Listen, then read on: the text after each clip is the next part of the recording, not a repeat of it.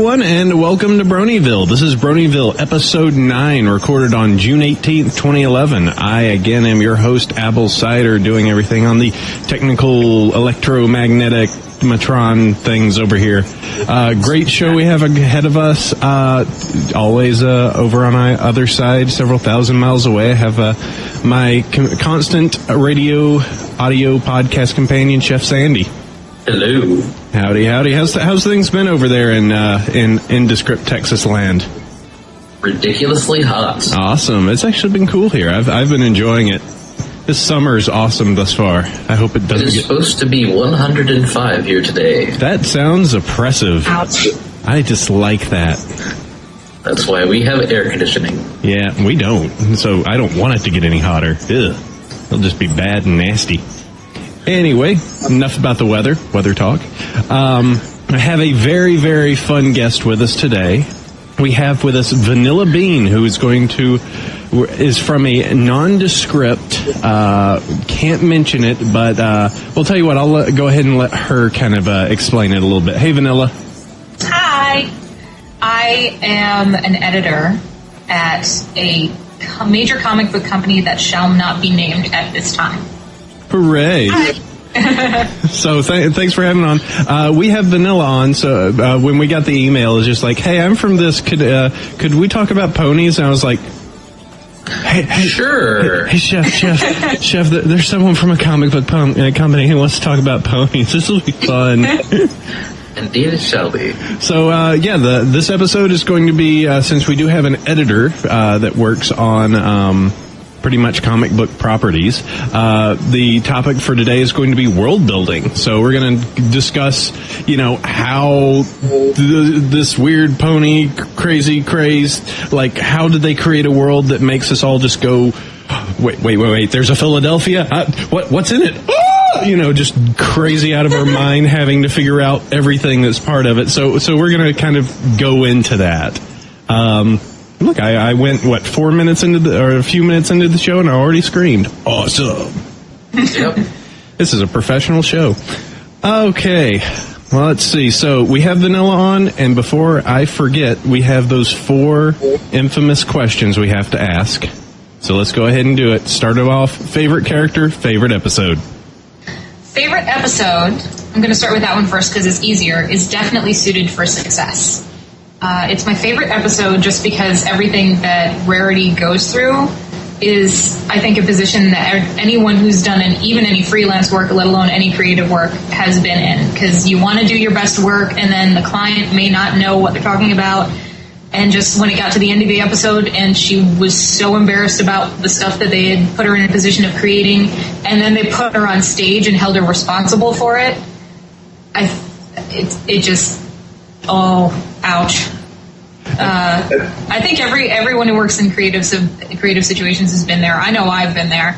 So, also it's got that really cool animation cut sequence when she has the Good Fashion show at the end, and that's awesome. And that kind of cut sequence is something that this kind of team of animators have been doing, on various different properties for a long time. So they're really good at it, and it was just very pretty.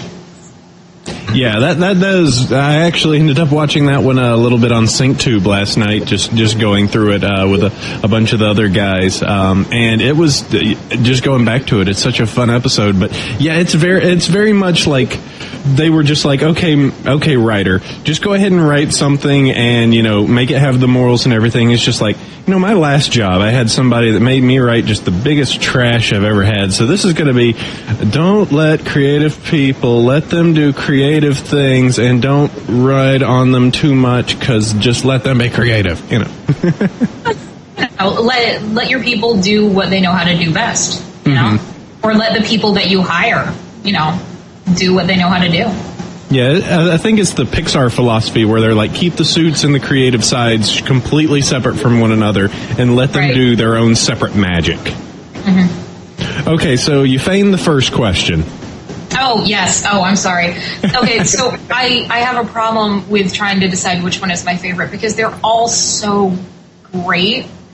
And I honestly think that my favorite was for a long time Pinkie Pie. because she had just like the best one-liners and the best humor and the best everything. And then Party of One happened. And now I think my favorite character is Gummy.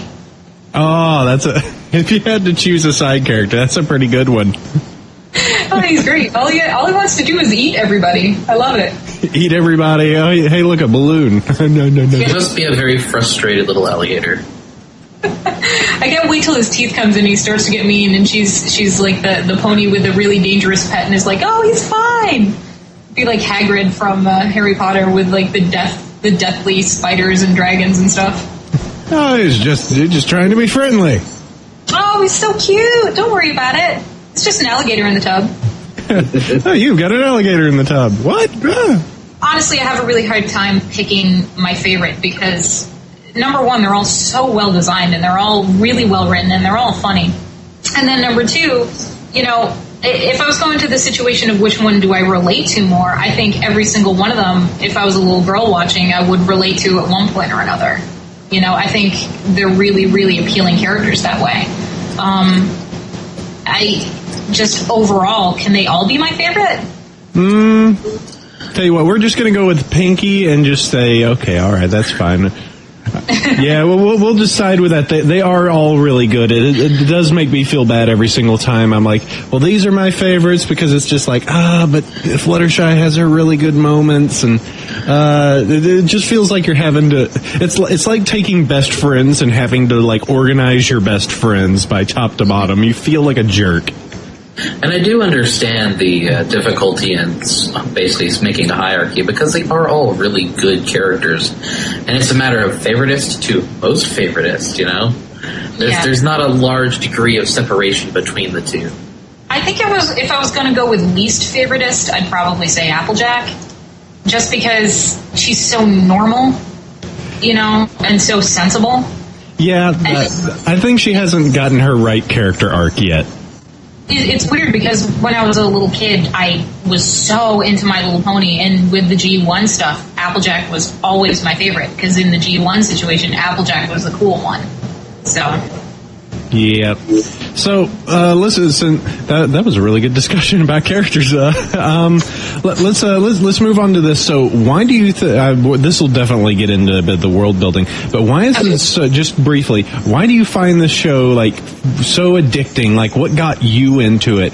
And the reaction of those around you, who are like, hey, you're into this whole pony thing. It might be a little bit less considering the fact that, you are female, so. Yes, I'm sure people are a little more surprised for gentlemen like yourself than touch.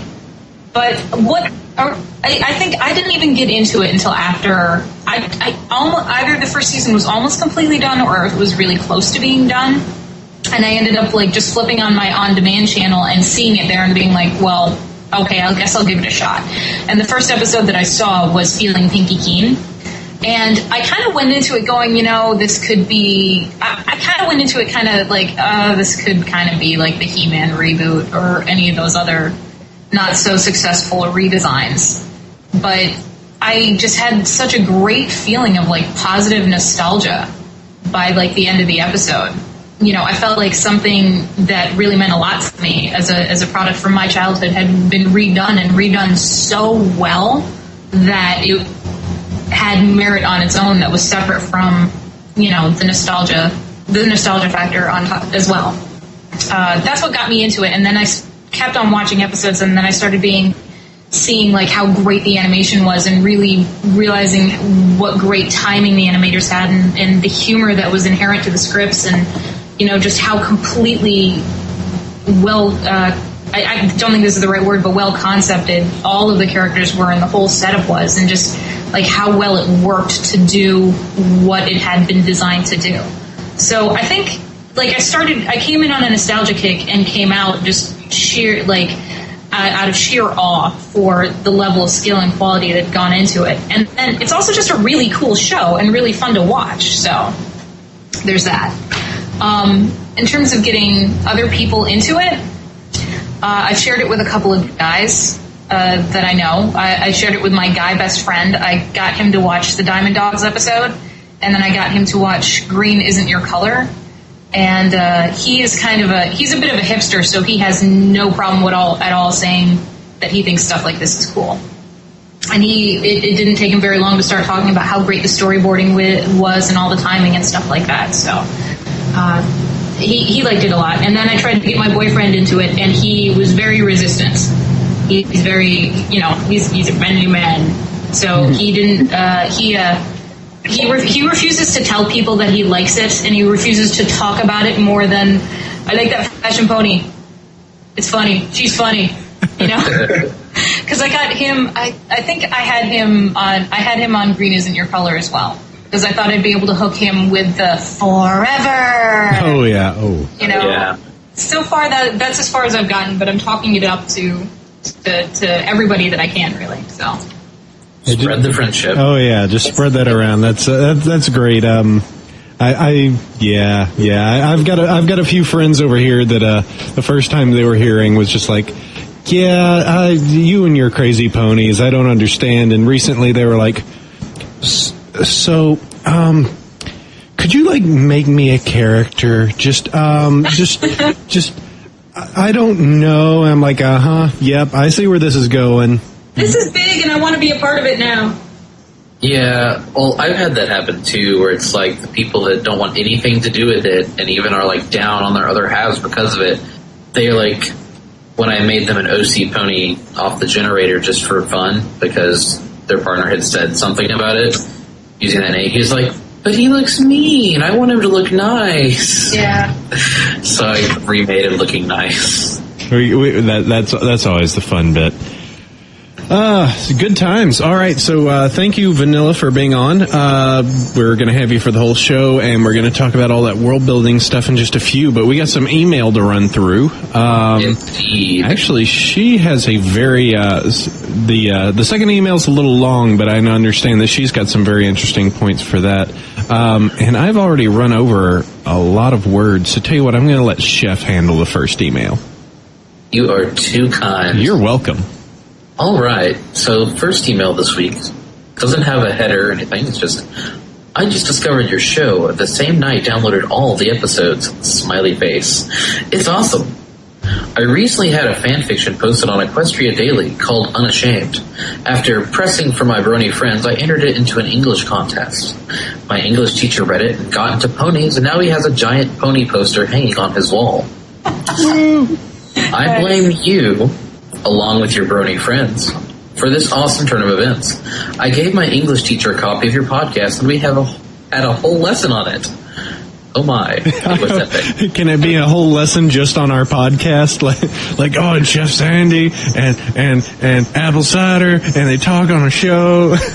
Or was it just on podcasts in general, or was it on ponies? Who knows? I'm kind of questioning. Regional dialect, who knows? I'd like to just imagine that somewhere there's a class of just like, all right, so just so you know, Chef Sandy he has a cutie mark of a cactus with a chef hat. Public funding being used to teach our characters. Yes. And continuing on.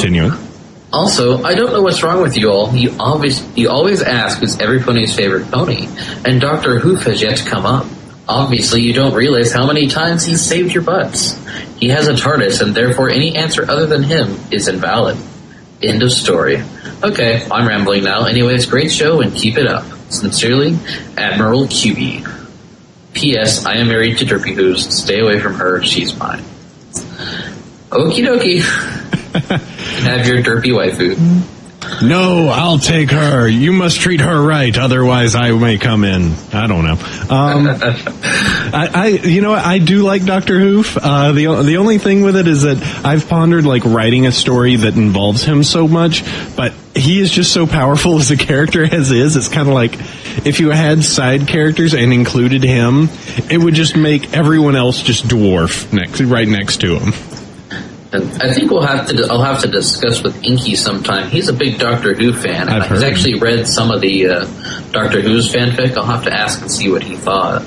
Yeah, because he's been a fan of it forever. Yep. He is quite a big Who fan, so it's not surprising he enjoys his hoof. Yeah, I think it's an interesting crossover. I really do. The one I did read, number 12 back in the day. What we started the show like 2 months ago. But yeah, that was a pretty good one. Okay, well, that was good. You just treat Derpy right, and she's all yours. Moving on, I will go ahead and hit the next one. It is a little bit longer, but in interesting points we can talk about our very generous benefactor, Princess Celestia. So let's hit this up. Hey guys, love the show. I think that when it comes to Princess Celestia, the common interpretation of her being a troll or a tyrant comes from misunderstanding that she's actually a cunning ruler of sorts. Partially that, and being such a flawless character as the fans are only happy to assign some. I think of her as more of a Dumbledore. Having been around for at least 1,000 years, she's able to think several moves ahead of the average pony, and her little ploys are intended to generally guide the ponies under a rule to stay on the straight and narrow. The obvious example is the straight-up Batman gambit she spells out at the end of episode 2. From there, it gets more subtle. In Swarm of the Century, she probably knew perfectly well what a Parasprite was, but saw Pinkie Pie had the problem well in hand and so gracefully excused herself to a sudden infestation in Philadelphia. The Philomena ploy was to get Twilight Sparkle's friends to be straight with her. Just look at how badly they pranced during the initial party that was intended just to have them warm up to her. Even Pinkie was expressing it by being extra super Pinkie Pie. The Galloping Gala affair was probably the most overt instance of Celestia, but I still expect that her overall intentions were benevolent. She knew she had a serious snootiness problem with pony nobility, and she was taking steps to resolve while simultaneously reminding Twilight Sparkle and her friends the important thing is that they were there at the gala together, something they quickly forgot at the start of the episode. Just about every time Celestia's on screen, I like to think that she's got something planned, but then, we bronies love to overthink Pony. So very, very cool. I'll have to jump to email to get the name on that, because that was a very cool email. But we have some observations from the Peanut Gallery, which I'm very interested to hear. I think you mean the Vanilla Bean Gallery. Vanilla Bean, sorry, no peanuts. Okay, so my thoughts on this is that perspective is, obviously from an adult or a mature viewer of the show.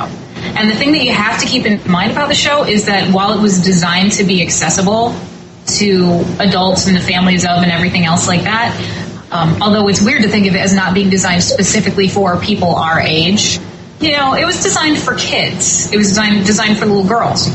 And when you look at it from that perspective, Princess Celestia takes on the role of being the mother figure.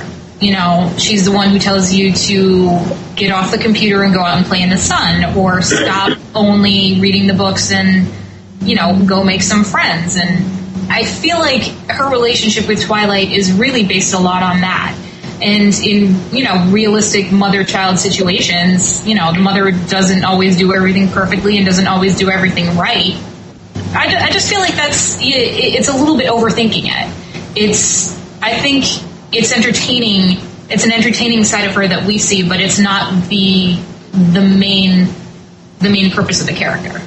Yeah, I do agree that it's all just crazy fan ideas of what the wanting to delve deeper and be like, well, but what's the backstory and why does she do these things and continuing and so forth.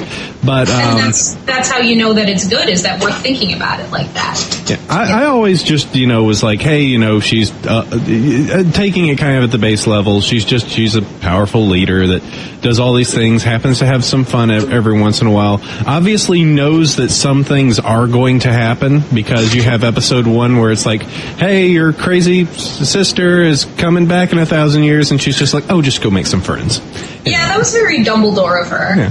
just go make some friends. And what was the other example I had where you had the entire, when Twilight gets her powers and everything. I thought it was just very, very interesting that she just looks up and goes, huh, that's happening.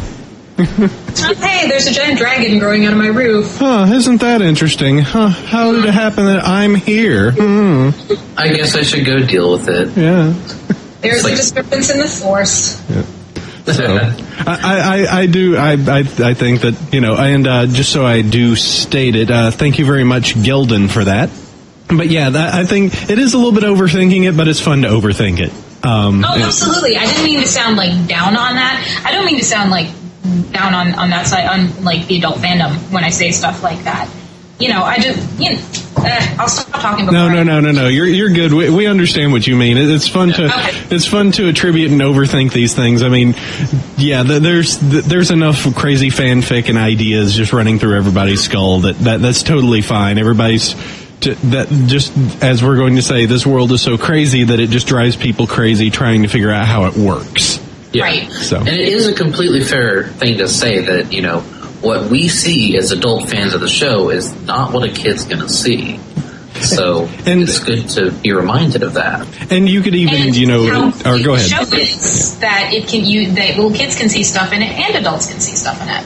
Indeed. And if we even want to attribute it further, that there's ideas that we have as people ourselves about different people that are varying from everyone else. So there you go. There's enough variation between all those shades that make it. We can love and tolerate the out of each other. There you go. Hey, there's a Fluttershy.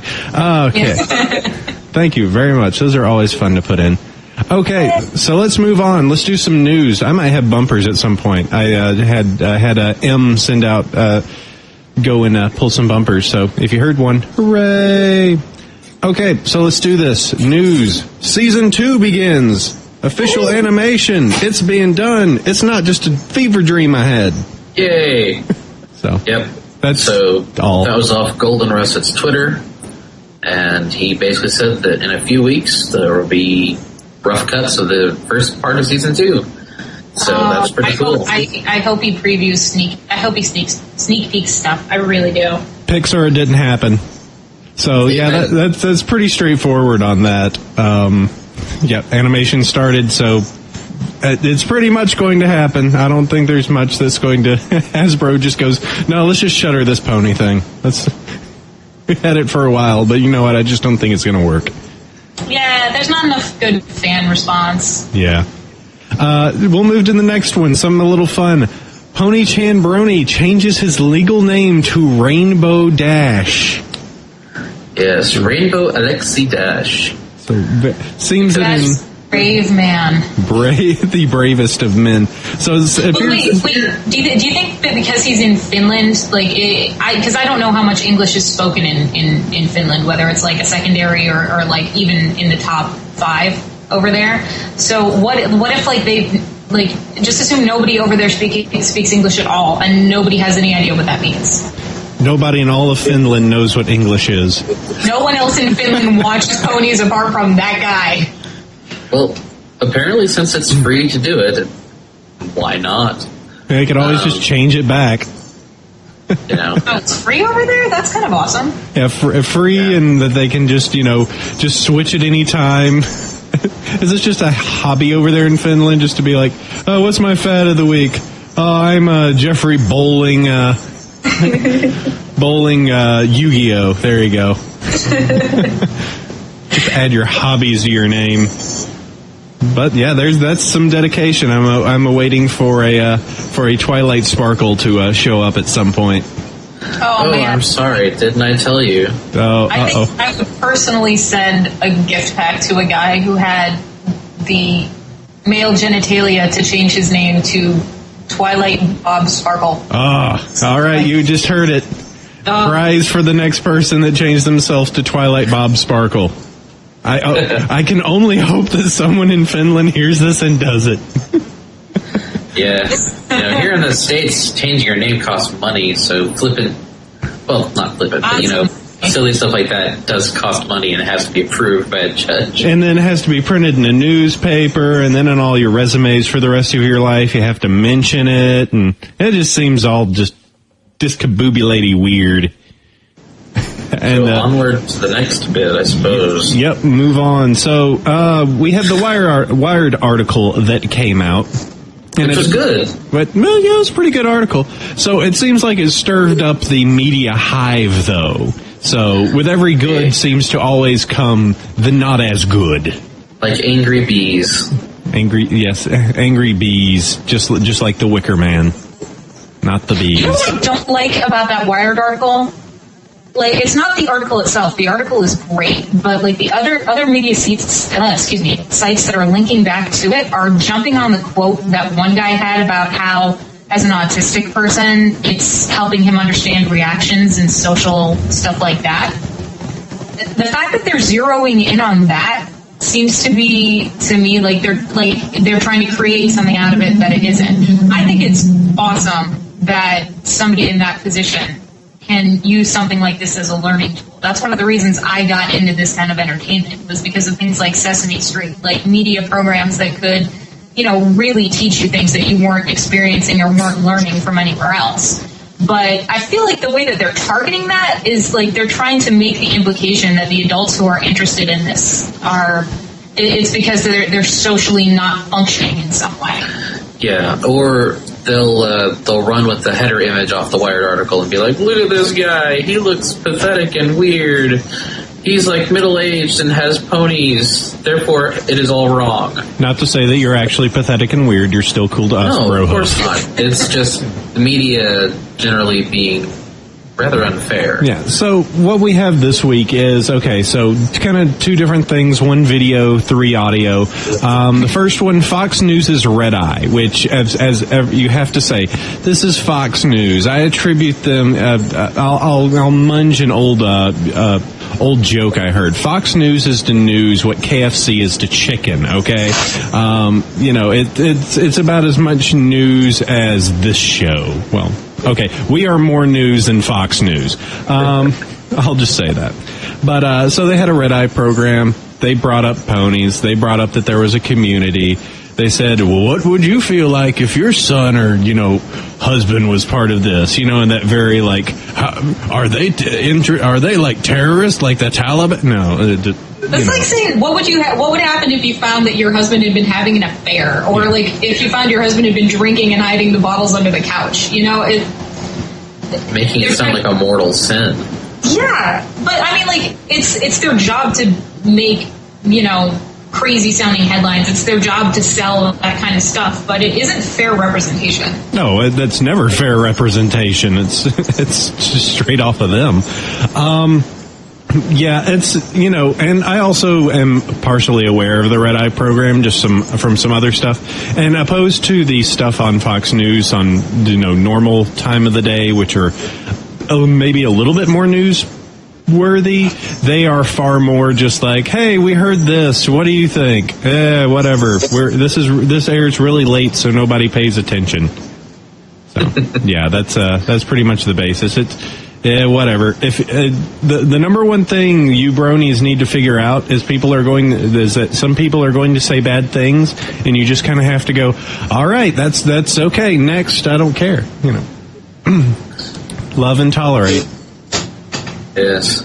So the next one is actually part of the nightly roundup articles, which I do have to say, awesome job there, Seth and guys. I love these nightly roundups on Equestria Daily. They help so much. But in addition to the Wired article, there's 3 radio stations, one in Philly. They actually named it Philadelphia. Another station and a third show, which all covered ponies. Sounds like the first 2 are the third one is pretty much the worst of the 3, where supposedly a caller calls in and says, man, I wouldn't like to have any of them pedophiles, anywhere nearby. What's up with, just stuff like that. It's just like, oh, really? Take all these headphones, throw it down in disgust. Whatever.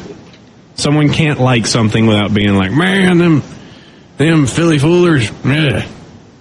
Why can't they like normal stuff like I like? Why couldn't they just watch the Stanley Cup and be happy with it? Have a riot. That's timely and relevant.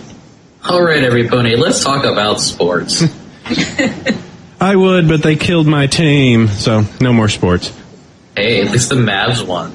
I guess that's positive. The ponies. Yeah. Hey, the pony team won this year. Mm-hmm. Dallas Mavericks, their logo is the Mustang. So the pony team won. Okay. Somebody has to ponify their logo now. I actually have seen somebody do it, but it was with like 3.5 Pinkie Pie, so it's kind of terrifying. Yeah. Fans, make it be done. Send it to the Dallas Mavericks.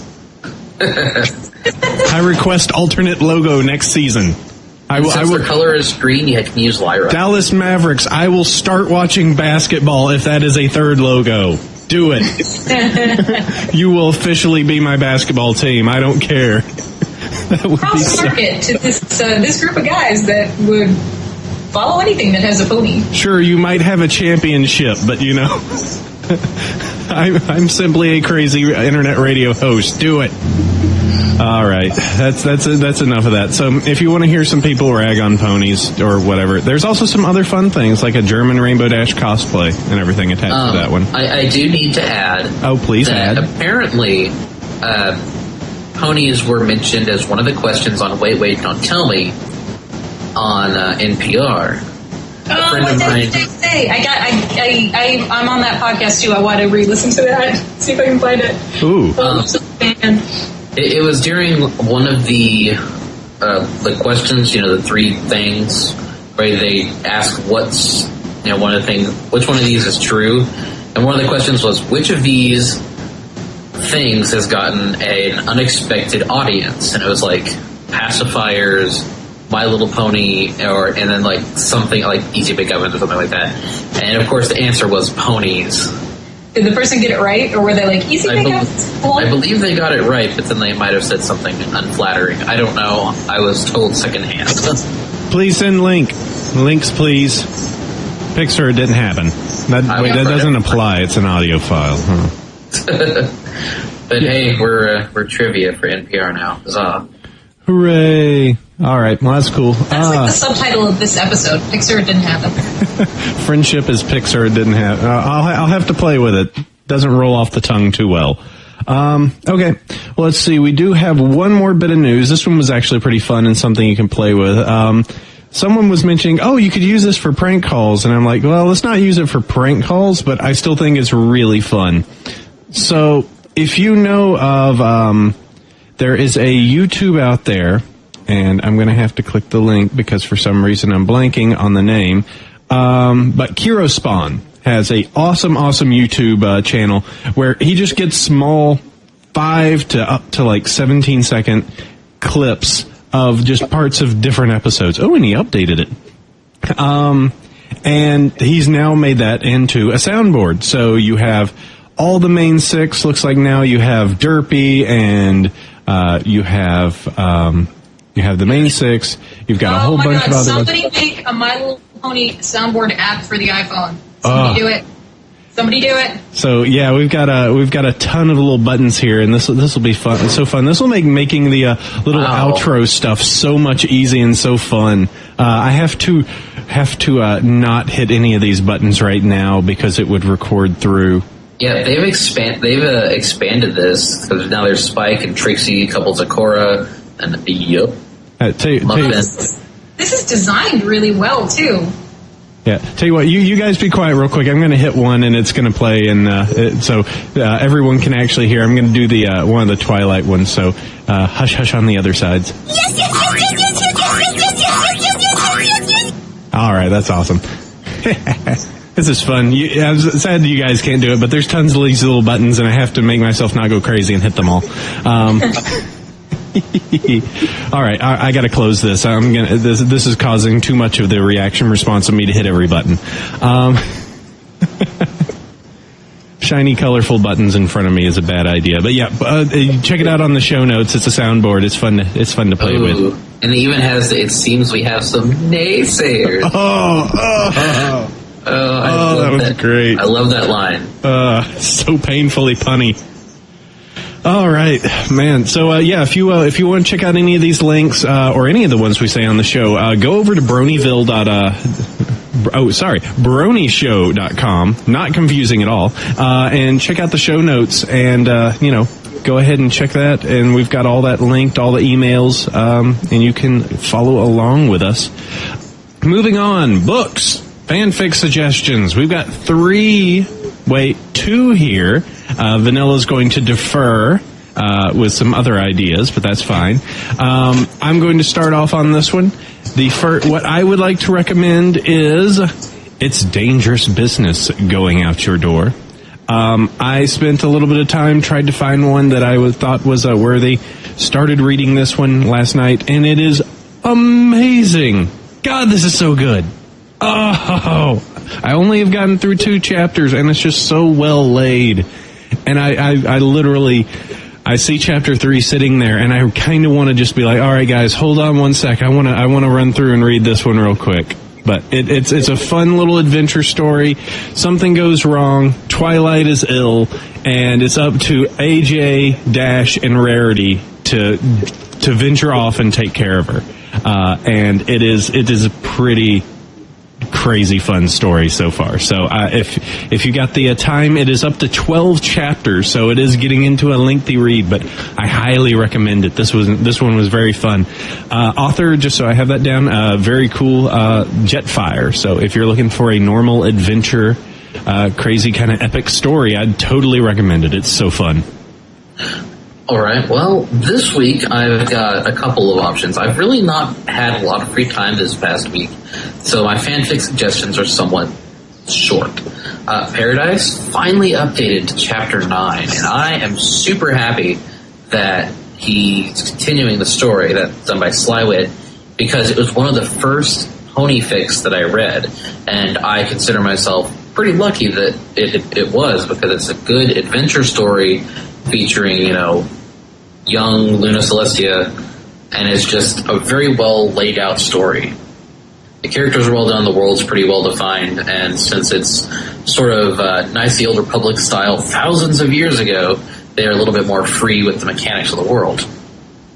And then, secondly, since AC was bragging on me picking Paradise again. You can't do it twice. Bad. One of the stories that I did have a chance to read is actually really quite short. It's called A Walk in the Sun by Melianos, which is just a sad fic. Oh. The description is, on a perfectly sunny day in Bronyville, a wintergreen unicorn visits an old friend, and it is sad. So I'm glad to bring this all down. My rules just drags us lower. Well, I mean, it's well written, and again, it's just sad. Okay. All right, Vanilla Bean, so what are you going to defer to? Okay, so I don't, as you guys know already, I'm not really a fan fiction reader. For a lot of different reasons.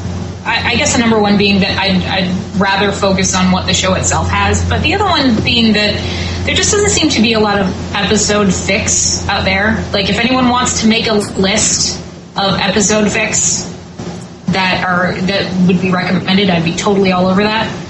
So I'm going to go with something else, which is recommending a book about Avatar: The Last Airbender, which, if you're really into My Little Pony, for some of the same reasons that I am, in that it's a really well put together show and really well designed and you're looking for a really great story. The Avatar: The Last Airbender cartoon, not the movie, the cartoon, was phenomenal and really probably the last best thing before My Little Pony came along in the cartooning world, at least from my perspective. It was certainly a good series. Yeah, and if you're into the girl, strong, interesting girl characters, Toph and Katara are awesome like that. But the book itself is really, really in depth and really interesting and a really awesome read. And you get all sorts of great artwork and materials and behind the scenes stories in it. And I really hope Hasbro ends up putting out a book like that for My Little Pony or the Hub or something, because I would love to, kind of get the feeling like I was looking over the shoulders of the professionals who were involved in this. That would be awesome. Yeah, that would be fun. Oh, it's actually done by Dark Horse. 184 pages, too. I'm a real sucker for art books, so I might have to get that. Well, you should. On Amazon, it's really cheap right now. It's only $21, so... Woohoo! I could get that with Amazon Prime. Oh, ship it faster. 2 days. Yeah. So that would be my recommendation. But, at the same time, I'm open to suggestions on episode fics. So, Yeah, I'll have to see. We can fish around a little bit and maybe get back to you. Actually, I can challenge if somebody knows some good episode fix. Send it our way, and we'll send it over to Vanilla and start the infection. Start the fanfic parade on her side. So we're talking about fics, Chef, and you know what, we should handle this because it's meme time, and there's one fic we keep bringing up that we have to put this to bed. Okay, this is it. We can reference it still, but we need to actually explain it so that maybe some of our listeners that don't know about it have an understanding. So apple cider. You have to Google it like I did and find out the wrong way. Yeah. So okay. Hey, hey, Chef Sandy. There's this thing called cupcakes, and I don't mean the song. I mean, it has Pinkie in it, but it's not a song. It's something someone wrote, and I read it the other day. And now you can't unread it. I feel bad about. Oh God! Please explain to me what I just read. Well, all right. Oh no! Cupcakes is a ridiculous, grimdark gore fic that is not very long and was spawned off the dark depths of Co. by someone seeking to subvert the cute and happy nature of the show into a ridiculous, grimdark gore fic. They succeeded. The basic gist of the story is that Pinkie Pie is an insane murderess who basically runs a little lottery, and when a pony's number comes up, she kills them and bakes them into cupcakes. And unfortunately, in this particular story, the best ponies, Rainbow Dash's number, comes up. And she slowly mutilates and murders Dash over the course of the story. It is gruesome. And it's one of those things that's like it should not exist. You know, it is not... It's nowhere near keeping in nature of the show, and is designed to shock and disgust. And it does those things very well. It is the human centipede. Yes, or Serbian film of, you know. I said, I read it last night. I was reading it quickly because there were some points I was like, and next paragraph, and next paragraph, and next paragraph. And I did have to go back and be like, okay, and alt ending, because if you read it, I highly recommend reading an alt ending to as an aperitif to the cupcake experience. Did you guys ever watch Friends? I cannot say that I did. Okay, I was a big Friends fan back in the day. And there's this one episode where they talk about how the one character, whenever he reads stories that scare him to death, he puts the book in the freezer so it can't get at him. But you can't put the whole internet into the freezer. You can stick your laptop in there. Freezer. Just put a laptop in. You're safe. Drop your iPad in the freezer. No cupcakes. Yeah, it is. I wouldn't recommend anybody have to read it. I felt that it was my responsibility as a host and as someone who knows a lot of pony things now, that it was my responsibility to eat it, to eat the cupcake. I didn't mean to say it that way, but I guess I did. And yeah, that was. I don't recommend any pony read it, but if you are that interested, it is a fic. It is indeed a fic. It is a thing, yes. Yeah. It exists. That is its redeeming. No, there's not redeeming. It's a quality it has. Hey, Vanilla Bean, drag us out of this. I'm glad to bring this show to a crazy halt. So we have Vanilla on. Let's go to world building. Let's do topic time.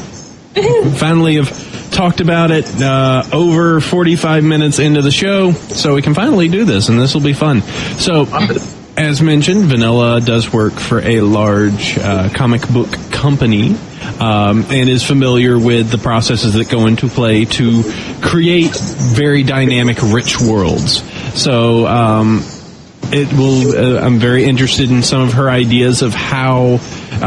She mentioned Avatar being another good show, but this is ponies. How kind of ponies was created to be that rich. So let's take it from a base level. Why do you like ponies so much? Well, I like ponies. I started, like I said, when I first saw the episode, I was interested because I loved My Little Pony when I was a girl, like a little girl. So that's number one. But number two is the show makes me feel good. Like, I can watch an episode and just have an optimistic feeling at the end of it. It's so upbeat, it's cheerful, it's funny, and it's just well produced. So there's really nothing about it that isn't enjoyable. Yeah. At times I sit there watching, I'm just like, is this just shooting serotonin straight into my skull? Just there's some sort of stream just coming in, just making me go, oh, Pinkie. But, there is just something weird about it. And there's so much that goes into it. So let's pull back the great onion that is Equestria. And kind of look into it. Something that I referenced before is that you have this crazy setting that everyone is part of. You have Equestria itself, which is this kind of crazy, fantastical world. Everything is super managed to a crazy degree, and then to cap that off, you have some place like Everfree, which is essentially the real world. Or a normal world, which they consider completely crazy. It does have monsters in it, but it is essentially the real world with monsters, and this crazy Equestria place. So, what makes these two kind of zones so interesting? I'll start that discussion up. What makes Equestria versus what makes Bronyville versus the other towns so interesting, or just the concept overall? Well, what makes let's take it to let's do just Bronyville and Equestria. What makes these towns, these areas, so just ridiculously charming? Well, they're adorable. Aren't you watching the show? Oh, you're right. God. Well, it all comes down to the design. It all comes down to how well designed it is, how everything is designed to just be appealing and cute and bright and fun, visually, and it doesn't hurt that everybody who's working on it is really talented artists and really understand design and colors and stuff like that. But I honestly think what makes the whole thing the most interesting is the characters. And, maybe not as much the stories and plots, although those are also excellent. But I think the characters are so interesting and so complex and so relatable, no matter what age you are and no matter whether you're male or female, that it's just so compelling you can't help but relate to one, if not all of them, at various points. I think that's really what pulls people in, is the characters. Mm-hmm. You got anything on that, Chef? We can definitely get into a character discussion. So go ahead. I was going to say that one of the things that makes this show compelling for a geek audience is the nature of the world in which the characters live. Why is it managed? Why is the Everfree Forest outside the rule of Celestia? Why is the ruin of the old castle out in the middle of the Everfree Forest? Where do they get all those gems? You know what? I honestly think that is all references to G1. Like the old castle and everything? Mm-hmm. Because in the old castle, in G1, there was I can't remember the name of the castle, but there was a castle, and the Queen Pony was Majesty, and Spike was her pet. But she lived in a specific castle, and I think there was a forest. Although I may be failing on my G1 fandom by saying that. So I kind of feel it's a reference to that, and it's this is the ruins of what came before. It's still part of the history. It's incorporated into it. So I think it's almost like building an archaeological history of ponies. Well, and that makes sense. That's one of the reasons that the world feels far more it has more depth than the actual show gives it, by including little, why does the weather, sort of the why the mechanics of the area that Celestia's domain are different than the rest of the world. Right. And where it's there are others. Flat set, where you turn it around and it's cardboard and it's standing. Yeah, you've got everything. All these D&D monsters lurking in the shadows. You got a Manicore and a Hydra and a Cockatrice. So, yeah, but at the same time, you can look back to the Cutie Mark Chronicles episode, and when Rarity is learning what her power is, they do that clip of the school play, and it's as normal as any school play that anyone has now, with the kids, with the dinky little music and the kids bouncing with this massive smile on their face. Yeah. It's like they really work elements of real life into this kind of like beautiful candy-colored fantasy world. Yeah, I'm trying to process. I found it. It is the Escape from Castle Midnight. Just so we have that filled in. So that was the episode chapters 1 and 2. It did end up, and you're going to have to correct me on this because I believe this. So Applejack was in the G1 cartoon. I don't know. The thing is, as well, is that I also I didn't grow up in this country, so I was getting different pony stuff where I was living than was over here, and the cartoon wasn't as big as like graphic novels were, and like the little books and stuff like that, like the little kids books. So I'm sorry, I forgot where I was going. Oh, hey, no problem. I would just, for some reason, my head was going off in this crazy kind of tangent of just like, wait, if Applejack was there and part of that, then she keeps coming back into the timeline. Applejacks time keeps going, but Applejacks keep occurring. Right, or like how they say that Rainbow Dash was originally is like a remake of Firefly from the first gen, for stuff like that. So stuff happens. So essentially, a whole bunch of these ponies are pretty much like Zelda characters that keep popping up through the timeline. Oh man. Yeah, in different incarnations. It's kind of like the old. This is going to take it to like a whole nother fandom, but it's like the whole Michael Moorcock Stormbringer Elric thing, where in every world there's the hero and there's the sword, and they take and there's his epic like lady love interest and all these different planets and dimensions and lands. They all keep getting reincarnated into these different forms, and you can sell a zillion different books about it. Ah, there you go. Yeah. That works. That's cool. Yeah, just to kind of bring it back, I do think it's. I mean, if you look at it from a character wise, the characters really do have their own kind of standout. The main six themselves all, to a degree are stereotypes. The bookworm, the fashion queen, the crazy one, the crazy happy one, the tomboy, the hard worker, country girl. They're all kind of stereotypes, but on top of that, they have their own like little things that make them unique. Yeah, they're not one-dimensional. They all go through like character development and stuff. Like Rarity is this, she's like the fashion girl, the pretty girl, the blah blah blah. But then you see her in something like Suited for Success, yes. And you really like see the inside of what she's going through. Or like with Fluttershy when she's looking after the little one, Stairmaster. Stairmaster. When she's when she's going through her own, like, showing her strong side and going, it's deep.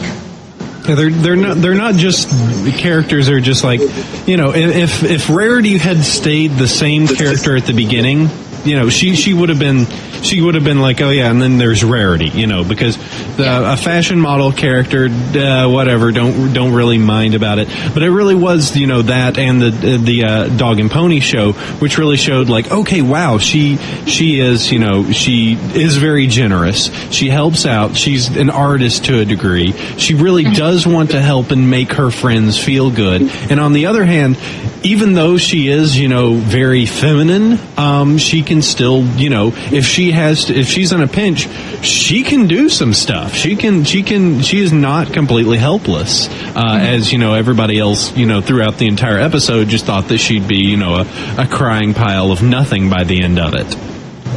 Well, one of the good things about the show is that the characters have both virtues and flaws. You know, Twilight's really, really smart, but she's socially awkward. You know, you've got she freaks out. Applejack, who's, you know, very headstrong, hard worker, but she refuses help. And these are, you know, things that are touched on fairly early. You know, Dash is, you know, a bit of a braggart, but she's really, really skilled. But then when it comes down to it, she's afraid, you know, she gets stage fright because she's normally showing off to her friends and not to a crowd at, you know, Cloudsdale. Mm-hmm. Or there's Pinkie Pie, who's super upbeat and friendly to everybody, but behind it all has this really tenuous, you know, grip on social interactions and is really insecure. Yeah. Just all these little bits and pieces that feed into it, just with the main six. You know what it is? Go for it. I think it's like when you, like I said before, because it's made for little girls, I think what they're doing is creating characters that little girls can see and relate to, and not feel like they have to be one-dimensional, not feel like, you know, if you're the super fashionable, like if you want to be prissy and girly, that doesn't mean that you can't be strong, you know, and that doesn't mean that you can't be this or that or the other. And I think that's one of my favorite things about the show, is that little girls who are watching it are going to feel better about being what they want to be and what they need to be, and not feeling like making a particular choice is going to limit them from other things. Yeah, and there's that. I mean, that's a very good point, to the fact that, you know, you can be one way and you can reach and do more than, you know, than that. I also think, kind of going back to Chef's point, to spin it around a little bit, is they do all have their own specific failures. They're things that they're not as good at, and that, you know, for instance, I'm going to have to pull, this one's going to be a little bit weird, but for instance, the Rarity episode, if she just would have been like, no, those aren't going to look good on you, you know, you got to trust me, those aren't going to look good on you, you know, if she would have just stood up like that and said, like, these are good, just you got to trust me, when you get in them, you'll be fine. But she was just being a little bit too generous and letting herself be run over, and it takes them kind of failing for the other ones to boost up and be like, oh, we should help her out. You know, we should. She is having a problem here. Rainbow Dash is freaking out about this event going on. We should all pal up and go see her. And then Rarity goes crazy. But you know, besides that, you know, they all have their benefits, their flaws. They're dynamic in their own way, and in the ways that they can't do something, the team will rile around them and allow them to help them get to that level that they're trying to go to, which is always like, that is like the perfect situation in almost any case, of just knowing that you have that backup plan. Do you think that's why people think Celestia is Trolestia? Because she's presented as being an unflawed character and people want to put the flaws on her? I could totally see that, primarily because she is sort of the Aesop, the storyteller. She's she's the goddess in the background who says, hey, you know, tell me what you learned. And or the parent, as you put it earlier. Mm-hmm. So she hasn't been shown the flaws, so people are, you know, they want her to make her more, well, human, I guess. Mm-hmm. And so that, you know, saying that she's a bit of a trickster, and if she's trying to, you know, making her poor graduate student Twilight, you know, jump through hoops and, you know, what's that? Have a dragon? Send my graduate student and her 5 neurotic friends. You know. Yeah. I mean, you could even look at it the opposite way of, you know, look at the fan love for Luna. You know, the reason that I think that there's so much love for a character that, you know, technically, if you cut off all that Nightmare Moon time, that technically shows up for a minute, you know, is completely predicated on the fact that she is powerful. She makes the friggin' moon come up. But from what all we see of her, she seems very insecure. You know, she's this powerful, this potentially extremely powerful person that just made some mistakes and seems insecure, and that makes her, for some reason, a really interesting character. One of the things about Luna in terms of Celestia is, like, both of them are pretty much clean slates. Their characters, they are vastly powerful in the span of the world, but you don't really know much about them. You know, Celestia is the teacher. She runs a school. She's, you know, does this, that, and the other. But the reason there's been so much Luna is because, well, she's somewhat similar. She's powerful and she does stuff, but since she didn't appear in season 1, there's this character. She appears for 30 seconds. She's a princess, presumably equal in power to Celestia, that nobody knows anything about. And so that's why things like the Luna Versus series are really good, because they attempt to say, well, like, okay, if she was really 1,000 years trapped away, you know, how would she interact with the world? And, you know, it's probably going to be pretty interesting when Luna does show up in season 2, if the fanon is going to clash or be somewhat close to what they do with her in the episodes. Yeah, that's going to be very, very interesting to find out about her. Okay. What's going to be really interesting is when the second season comes out, if they start filling in some of these gaps for these characters and giving a backstory and a motivation and a more relatable side, and, you know, flaws and all that good junk to Celestia and more of the story of Luna.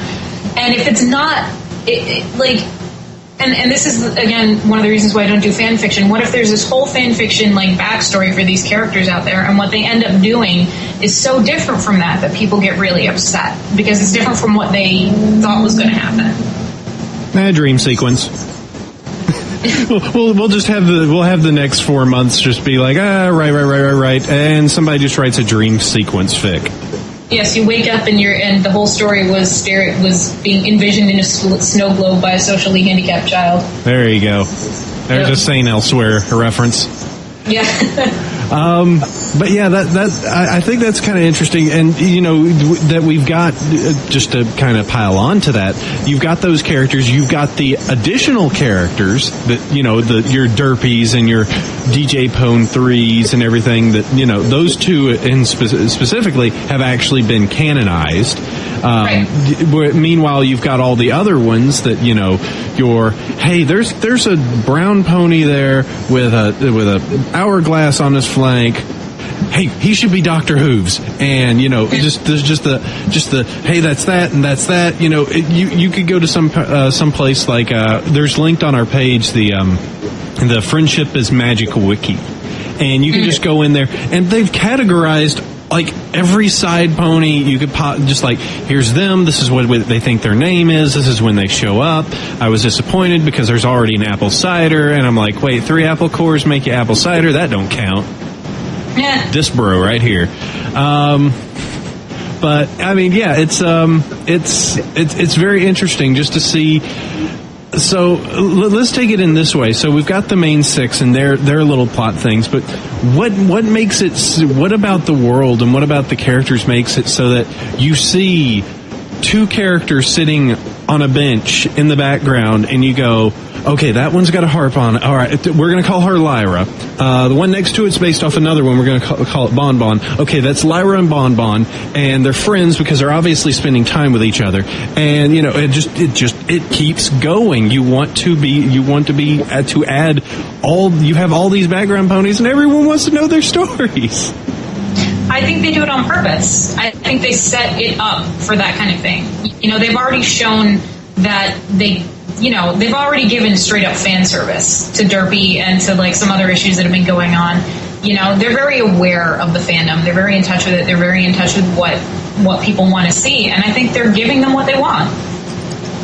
You got anything on that, Chef? I'm good. Okay. All right. It's just a crazy topic of just trying to figure out just how deep this well goes. And, you know, obviously the creative side, you know, the creators are paying some attention, but not, you know, they're obviously, you know, they're paying probably enough attention that they probably should, but not enough that it's like all the fan suggestions get funned into the next season. Because that would be Which insane. is good, because if all of them were, it'd be quite a mess. Find out that Pinkie actually does have a cellar, and I'm just like, all right, headphones off, I'm going to take a walk. Like, oh, no. But yeah, it's just, it's just such a weirdly engaging world. Like as I said, you hear the name drop of a Philadelphia, and it causes people to go, okay, well, real Philly has this, and this. It inspires people on Minecraft servers to set up full towns and imagine what's in a Philadelphia. It's something where it's so open-ended and so limitless that you can really just kind of go nuts with it, and it almost seems like, opposed to other and other places and other like fandoms where you would be more restricted to be like, no, this is what we know, this is what we are aware of. We're going to just stick to these areas and just kind of play with them. That there's kind of this feeling of, you know what, I like the name Baltimore because that sounds like it could be a place, and they've done it before, so there is a city called Baltimore, this is what happens, and they just go. It's all populated by crab people. They'd be delicious, though. Yeah, I know. Unless they're, except the characters are ponies, they can't eat them. That wouldn't work. No, we got to scrap that city. I don't know. It's such a crazy thing. Can I know I talked I've been talking too much. No. Please talk, okay. Because I will talk a lot too. So what I think is, going back to what I said, to what we were talking about before, about like the flawed characters being more appealing, because in all honesty, like in real life, if you meet someone and they don't think there's something wrong with themselves, then they're probably a sociopath, We all have things about ourselves that we feel bad about, and the great thing about this show is that it presents characters with flaws in a situation where they can be like, oh, it's okay. It's okay to make mistakes and do this and do that. And I think, that's part of the whole package that's wrapped up that makes people really want to be a part of the world and be like a creative part of the world. I think that's one of the reasons why people start making up the backstories for people like Lara and Bonbon and stuff like that, is because with a world that awesome and colorful and cool and just forgiving, how can you resist wanting to immerse yourself in it? Yeah, it really is just kind of crazy like that. I mean, you brought up the idea of like, if you didn't have if you had a character that admitted no flaws, and it was just like Trixie, there's your character who admits no flaws, that is just like, I'm awesome. That's what I am. I do everything. There's nothing wrong that I'm doing. Yeah. No. And completely admits, like, yeah, I did this, whatever, And it does come into the fact that plays into the entire thing of just like, no, you have flaws, and you aren't as big as you said you were, and that it's okay. It is okay to have flaws. These ponies, they confound me. My head is so full. Your head is full of apples, apple cider. How do I hold all of them? It's a good question. Oh boy. Yeah, it's just, man, hey, Chef. Yes. This show's crazy. I just want you to know. Yeah, I'm pretty aware of it. Well, what is it doing to us? What are we becoming? Successful internet podcasters? Thank you. Yes. Yeah, the hosting, the difference between our host's server bandwidth last month and this month was 1.1 terabytes. Just saying. Yeah, we kind of are rocking the internet. Out of curiosity, what kind of download numbers are you getting? Actually, we could pull those up, and we can go ahead. This can just be a little bit of an info time for anybody who's interested. I think we probably played with world building a fun amount, but I just put in metrics probably a few weeks ago about how the show is doing. Thus far, with 3 weeks worth of data, we're pulling roughly about 5,000 to 6,000 downloads a month. Just out of 3 weeks, which definitely makes this probably the biggest project I've ever done before. Let me see. I can, Chef, distract. So, if that is the case, and 3 weeks, 6,000 downloads, That's pretty impressive, especially for a show as niche as we are. And I know a lot of podcasts don't talk about their metrics and stuff like that, but we're in something of a enviable position that we're not having to pay for the hosting. So, because our good friend Inky Spots is hosting it. So, we're very glad that a lot of people are enjoying the show. And please tell your friends if they are bronies. And, I hope that it is doing something good for the community, that we provide entertainment and, inspire people to do stuff like our conversation with Purple Tinker has got me over on Flank Book. If you want to go check that out, it's sort of a Facebook for ponies. Mm-hmm. And trying to organize the DFW Brony meetup. Got a couple of guys, contact guys who run the event at Acon, different con, at Acon on board, and we're going to try to do some stuff down here and repeat Purple Tinker's success here in Dallas, and hopefully AC, you'll have the same luck over in the West Coast. Woohoo! So I was able to pull up the metrics. So yay! I talked long enough. Good job on the feigning. Okay, just to give an idea, and of course this is very inside baseball, but I actually do want to involve everybody that listens because you guys make us as awesome as this. And if you can bring more people in to listen to the show, convert them, get them on it. You guys are really the ones that make us want to do it with your emails, and you're just looking at the metrics. So to give you an idea, I started the metrics in May. As of this point, and as said from earlier in the show, it is June 18th, so it's halfway through the month. We are nearly at 6,000 downloads. So if this keeps going, it is understandable that if it is 6,000, it's at 5,000, we'll likely be at 10,000 downloads in a month, possibly up to 12,000 if you guys are really awesome and push more to it. So this is 3 weeks of data? That is based off of pretty much 3 weeks of data, looking at all the episodes. Wow. And see, that's only because we first started using this metric with, episode 4 or so? Well, I've added all the past episodes. So, I can see it. Interesting enough, our most downloaded episode, and this will make him very happy.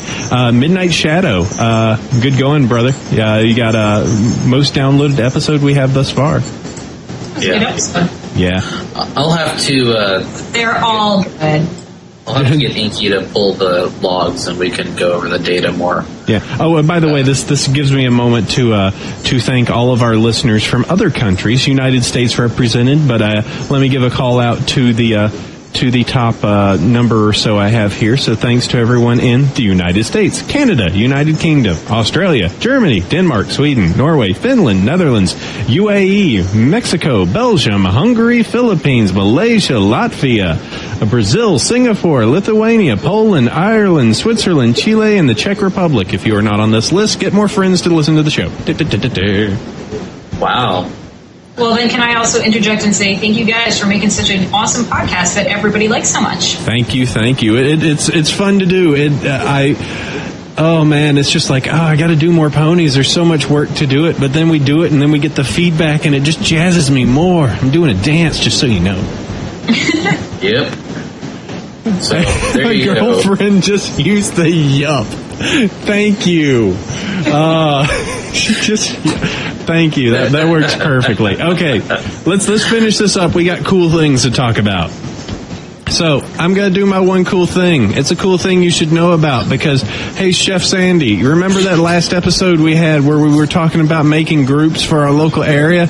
Guess who made a group for his local area? Is it you? That'd be Apple Cider making a group for the local area. So if you like meetups, if you want to meet up bronies and such, and brony folk, I have created Bronies of Northern California on Meetup. So definitely if you want to join in and, do everything like that, the link is in the show notes, or you could just pretty much go to Meetup and look for Bronies of Northern California. Stop hitting the soundboard, woman. Trying to do a show here. Dag nabbit. All right, Chef, she's trying to distract me, so what we got here? What you got? All right, distraction pony time. Well, my cool thing of the week is I haven't set up a meetup. I'm trying to go through this other network, but I'll probably set up a meetup here this week. Is that the 80s tees guys who have the licensing to do the pony shirts is actively seeking fandom input for what people will buy and wear. There's a thread on PonyChan that is linked off the link in the show notes that you can look at, and some people have thrown up some really good ideas. The ones that people put up initially, or they put up as like mock-ups, were pretty terrible. But if they're going to listen to the fandom, they might turn out okay. I'm starting to scroll down, and some of these are awesome. Oh God, big Pinkie. That's scary. Can I throw in something on this one? Sure, go for it.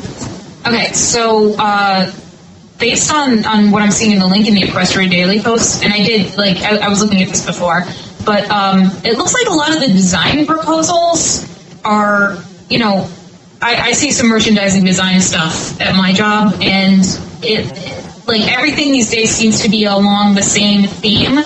So if you have an option to vote for anything or put anything in, put a vote in to make sure that the designs are actually true to the character. Like Simply Awesome, that design should be 20% awesomer. The Adorbs thing for Fluttershy, I just, no. That is just terrible. Yeah, no, that's not. The basic ones are pretty bad. If that was going to be anything, it should be A. Yeah, so, if you can put in any feedback whatsoever, make sure that it's feedback about that the shirts that are going to be available are true to the characters. Because if they're not, and people see on the stands, I don't think they're going to sell very well. I just found the best one. I want this shirt.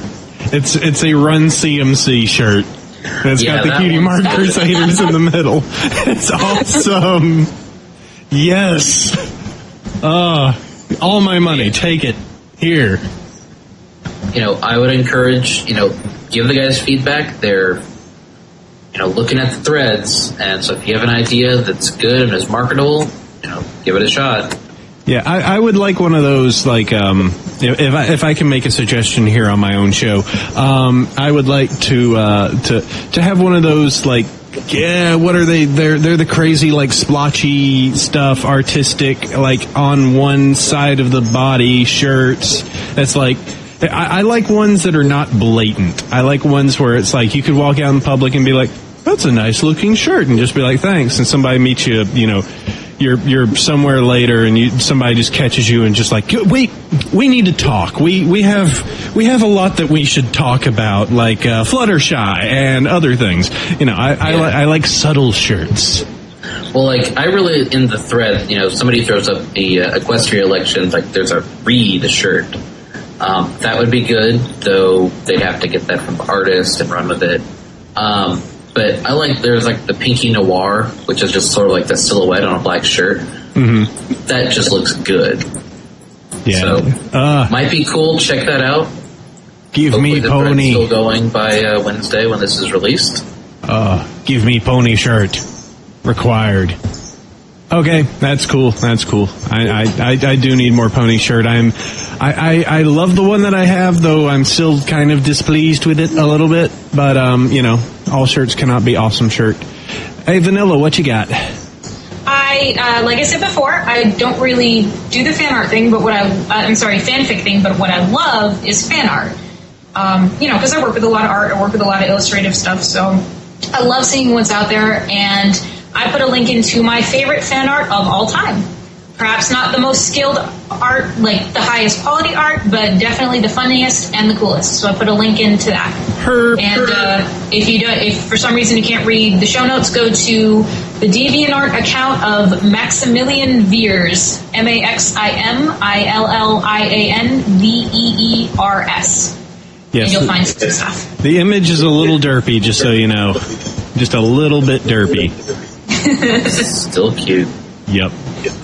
Not figuring out that box too well right now. So yeah, very cool. That's a fun picture. I love when someone can actually figure out how to do the art style dead on. like, or at least get pretty close to it and do their little like spin on it. There's one artist. I'm just gonna pimp one real quick if I can find it. No, you know who does really good? Lauren Faust. Oh, she does. You know what? She does a great job. If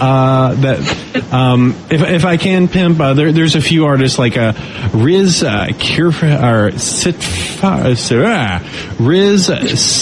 Sifra. There you go. Has a great different style to it. I love her work. There's a lot of talented people in this community. Okay, there we go. Alrighty. I think that's a show. Chef, let's wrap this up. Awesome. Vanilla. Thank you guys so much. Thank you for letting me be on the show. You're welcome for being on the show. It's been fun. Been very nice. It's great. All right, hold on. Am I going to have to bring up the soundboard so I can start putting stuff in here? Because my girlfriend keeps trying to hit buttons. Hi, girlfriend. Hey, she just got to say hello. She waved. She likes to be shy. She's Pinkie shy. Oh. What? That's what she said. What? Anyway, we should end this before this turns violent. Again, want to thank Vanilla for jumping on. Great to have you on. Great ideas and everything. Good to increase the female count on our show. Not as much as it's fun to have the bros on all the time. It's always also nice to make it seem that it's not just a whole bunch of dudes all the time. What are you sneering at me for, baby? Again, thanks to you guys. You are awesome. If you want to send us an email, as a matter of fact, this is what I'm going to tell you. Episode 10 is coming out next week. All right. This is the thing. Me and Chef, just the two of us, are going to do a show. And I want to tell you, I demand you send me an email at Bronyville@gmail.com with a question that we can answer on the show. I don't think you can do it. You're going to do an email-only episode? That's so cool. I challenge you. I don't think you can do it. I don't think you can come up with a good question for us. Huh? Come on, bring it. Okay. Stop hitting buttons. All right, I think somebody's hungry and she's trying to distract me. Anyway, email only show next episode. Be fun. Been great. You awesome bronies and all your awesomeness. Thanks for listening to the show. Bring some more in to listen. Want to thank Chef Sandy as always for being double awesome. All right. And go over to bronyshow.com and check out our stuff. We might have some postings, some articles and things like that. And that'll do us. Thank you for listening. And we'll catch you guys next week. Sleep well, bronies. Adios. Have a good day.